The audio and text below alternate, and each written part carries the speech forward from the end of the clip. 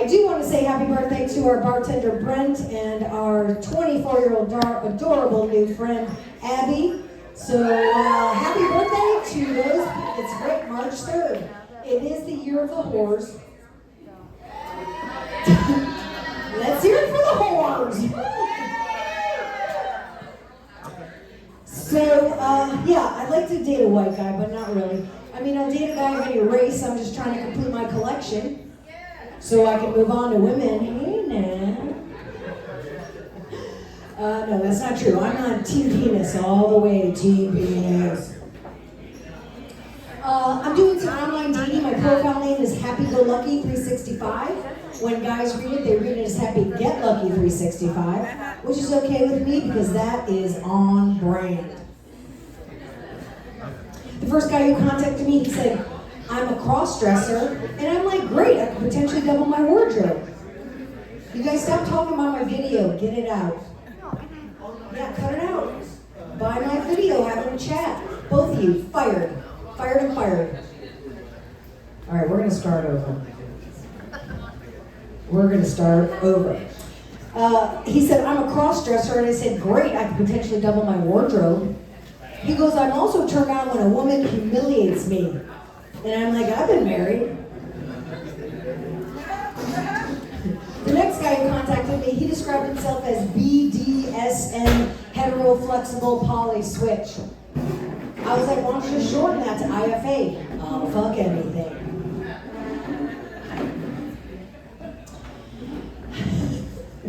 A lot of these young guys, my God, these young guys are tenacious and they're all about me. They're like, your fit is dripping and your shoe game is on point. So I looked that up and I'm like, thank you. Are you trying to rizz me up? Because I'm just standing on business. W in the chat, flexing, bussin', pookie. I know all the words, you guys. 6, 7, I know all of it, okay? So when I realized well, some of those words are from high school. So I was like, oh, I better make an age requirement. So you have to be at least 10 years old when the Twin Towers came down to ride this ride. Okay? Do the math. The first guy who contacted me, he's like, hey, I want to take you out, or we could just hook up. And I'm like, I appreciate your transparency, Benjamin. I got a question. How old were you when the Twin Towers came down? 4. He was 4. 4, carry the 1, close enough. So he comes over and he takes his shirt off and he has washboard abs. And I'm like, are those your abs? He goes, they're yours tonight. So yeah, so I did a couple loads of laundry on them. And then he did a load on me. When his fingers got involved, I'm like, oh my God, your digital dexterity and strength are outstanding. He goes, I'm a fingerboarder. And I'm like, what? So he finishes me off, he goes home, and I look up, what is a fingerboarder? It's those tiny baby skateboards with the little wheels. I'm not inviting that guy back because that sport is going nowhere.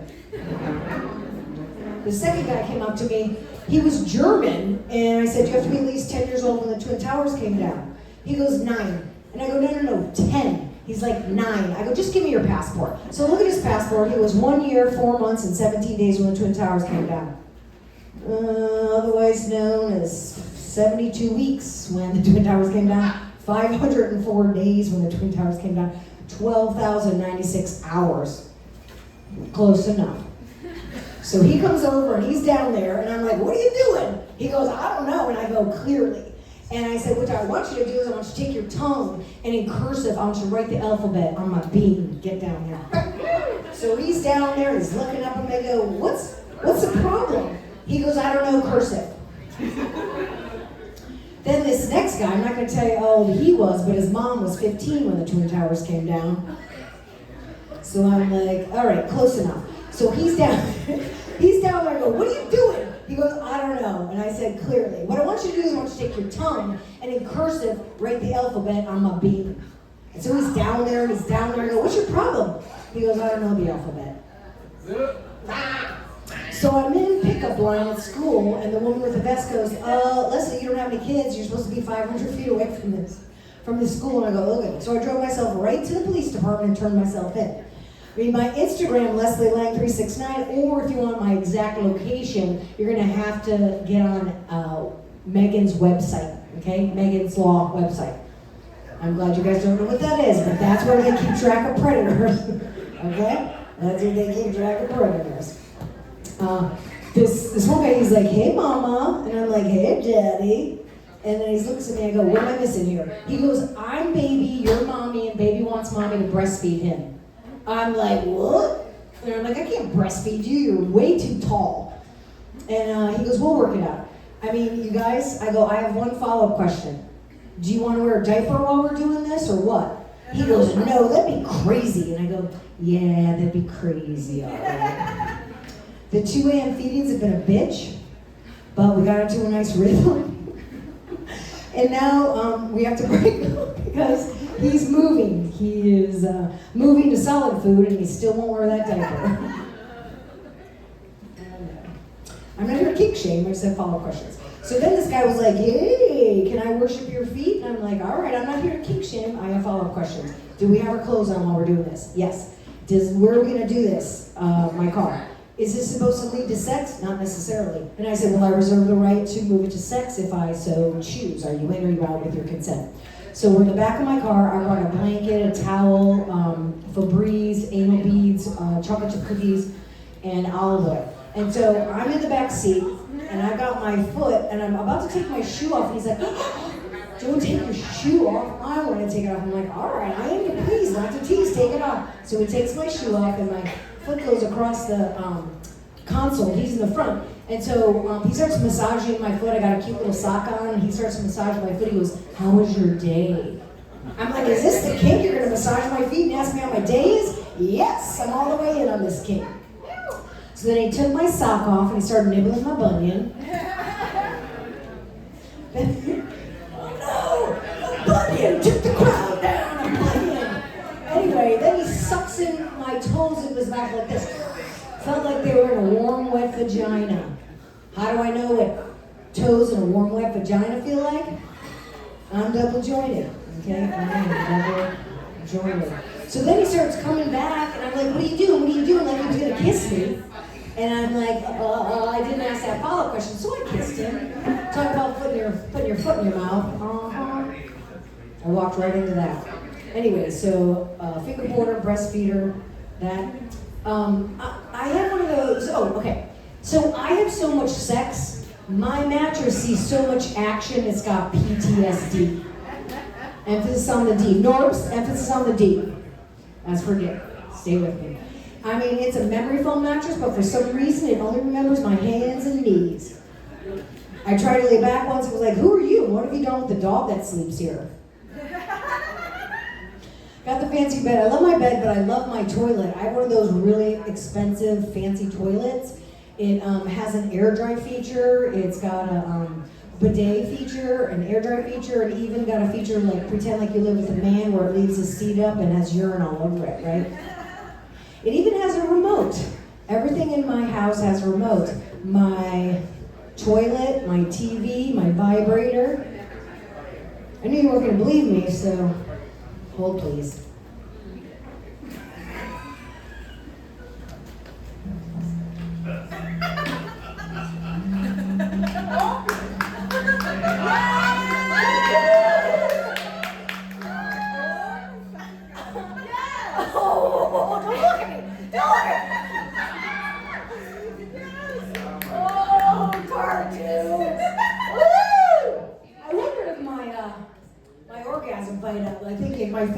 I'm thinking, is it ugly? I don't care. I just go, don't look at me, because it's hard to concentrate, right?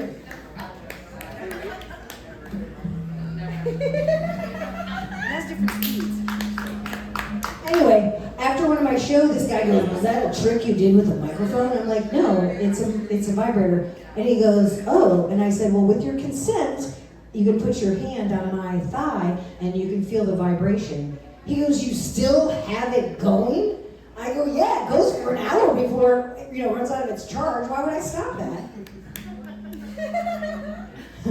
I did a show for like Cat Society, and it was like at this theater, and it had like you could see everybody because like all the rows went up like that, and I filled in for somebody, so it was like this Cat Society, Cat Talent something. So I do this joke, and this woman yells, "That's inappropriate!" inappropriate. And I go, thanks, ma'am. There are no kids here. And I said, perhaps you need one of these. Let me give you the, where to get it. She went to the CEO and complained about me. And then another guy went to the CEO and complained about her, complaining about me. Okay? There was a bar that didn't want me to do this. But I'm like, a woman's pants versus a dad, you men with your dirty front of your jeans, we know what's on there. That's just gross. So, I'll do this joke.